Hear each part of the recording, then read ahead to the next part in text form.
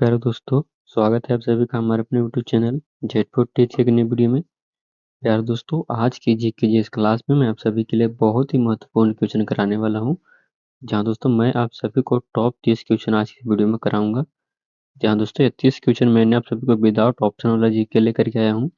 Without option वाला GK option वाला GK से काफ़ी बेस्ट रहता है, क्योंकि आपको ऐसे ही याद कर लीजिएगा तो आपको ऑप्शन देखते ही फटाक दे के याद हो जाएगा। तो थोड़ा बहुत दिस डेट रहेगा फिर भी याद हो जाएगा। तो चलिए आज की इस वीडियो को शुरू करते हैं। आपका कीमती समय न गंवाते हुए हम लोग पहले नंबर क्वेश्चन की ओर बढ़ेंगे और आज का वीडियो स्टार्ट करते हैं। उससे पहले चैनल पर नए हैं तो चैनल को कर लीजिए सब्सक्राइब। तो चलिए प्यारे दोस्तों, आज का पहला नंबर क्वेश्चन आप लोगों के सामने है। नाइजर और जिम्बाब्वे किस महाद्वीप में है? जी हाँ दोस्तों, नाइजर और जिम्बाब्वे जो है वो किस महाद्वीप के अंतर्गत आते हैं? तो दोस्तों वो अफ्रीका महाद्वीप के अंतर्गत आते हैं। जी हाँ दोस्तों, अफ्रीका महाद्वीप के अंतर्गत। अगले प्रश्न को देखेंगे। दूसरा नंबर प्रश्न आप लोगों के सामने है। सैल्यूटेशन मूल कौशल है किसका? जी हाँ दोस्तों, सैल्यूटेशन जो है मूल कौशल किसका है? तो जूडो का है। जी हाँ दोस्तों, जूडो का। अगले प्रश्न को बढ़ेंगे हम लोग। 3 नंबर क्वेश्चन है। कोशिका विभाजन में जन कोशिका की तैयारी के लिए एक मूल कोशिका को विभाजित किया जाता है। कई भागों में विभाजित किया जाता है? तो प्यारे दोस्तों, कोशिका विभाजन में जन कोशिका की तैयारी के लिए एक मूल कोशिका को 2 समान भागों में विभाजित किया जाता है। अगले प्रश्न को बढ़ेंगे। 4 नंबर प्रश्न आप लोगों के सामने है। नाट्य शास्त्र के लेखक कौन है?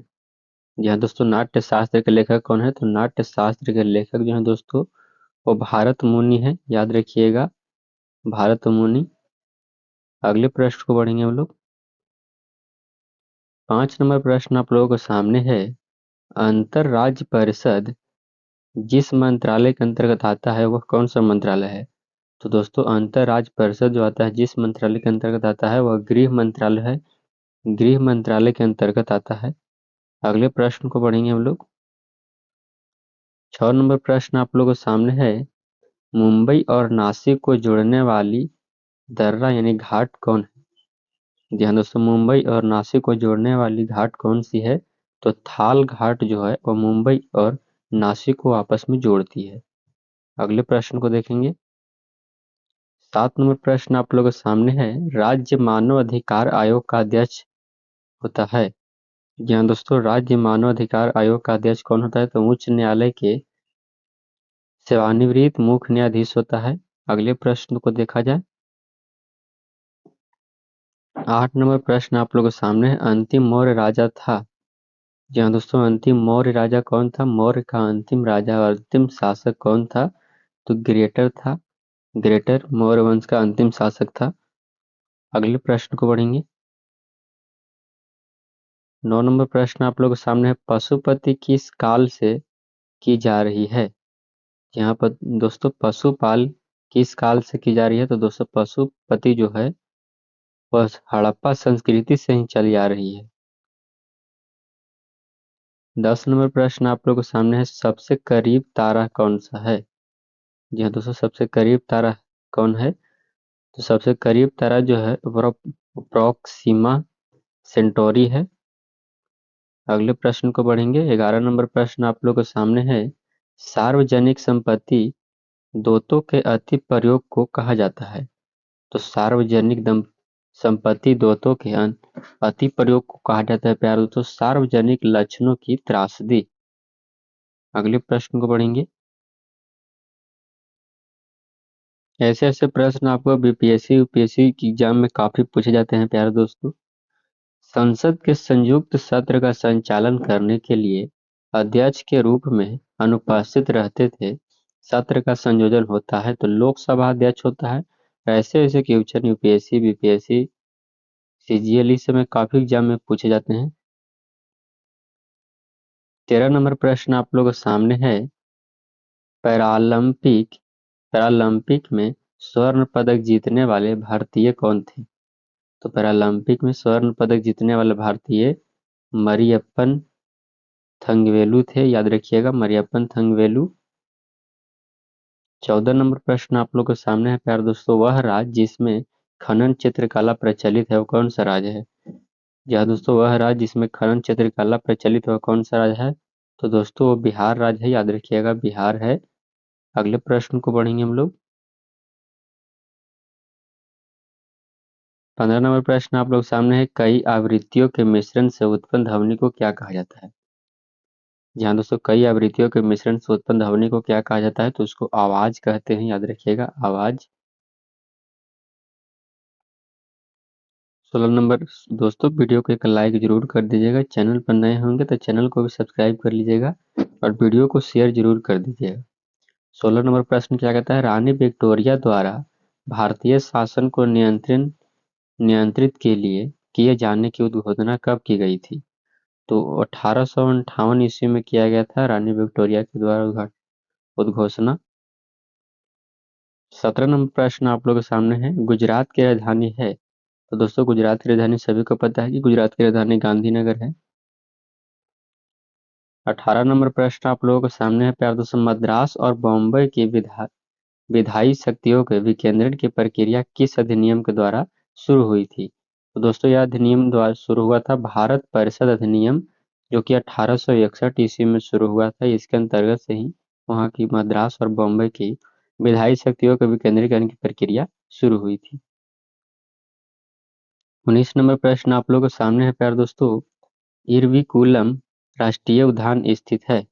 तो दोस्तों इरविकुलम राष्ट्रीय उद्यान जो स्थित है वो केरला में स्थित है, केरल में स्थित है, याद रखिएगा केरल में है स्थित है। अगले प्रश्न को देखेंगे। 20 नंबर प्रश्न बहुत ही बढ़िया, क्यूबा की राजधानी क्या है? तो दोस्तों क्यूबा की राजधानी हवाना है, याद रखिएगा हवाना क्यूबा देश की राजधानी है। 21 नंबर क्वेश्चन है, छोटी दूरी की धावक हिमा दास को किस राज्य ने खेलों का ब्रांड एम्बेसडर बनाया था? तो दोस्तों असम इसका सही उत्तर हो जाएगा आपका असम। अगले प्रश्न को देखेंगे। 22 नंबर प्रश्न आप लोगों के सामने है, केंद्र शासित प्रदेश दिल्ली में कितने संसदीय निर्वाचन क्षेत्र हैं? तो केंद्र शासित प्रदेश दिल्ली में संसदीय निर्वाचन क्षेत्रों की संख्या 7 है, याद रखिएगा 7। अगले प्रश्न को पढ़ेंगे। 23 नंबर क्वेश्चन है, 2011 की जनगणना के अनुसार भारत किस भारतीय राज्य की जनसंख्या सबसे अधिक है? यहाँ दोस्तों 2011 की जनगणना के अनुसार किस राज्य की जनसंख्या सबसे अधिक है? तो उत्तर प्रदेश की जनसंख्या सबसे अधिक है। 24 नंबर क्वेश्चन आप लोगों के सामने है, शोएब अख्तर का उपनाम क्या था? शोएब अख्तर का उपनाम रावलपिंडी एक्सप्रेस था, याद रखिएगा रावलपिंडी एक्सप्रेस। 25 नंबर क्वेश्चन आप लोगों के सामने है, गौरव बिधूरी संबंधित है? दोस्तों गौरव बिधूरी जो है संबंधित मुक्केबाजी से हैं, याद रखिएगा मुक्केबाजी से। 26 नंबर प्रश्न आप लोगों के सामने है, वाष्प का तरल में परिवर्तन क्या कहलाता है? तो दोस्तों वाष्प का तरल में परिवर्तन संघनन कहलाता है, याद रखिएगा संघनन।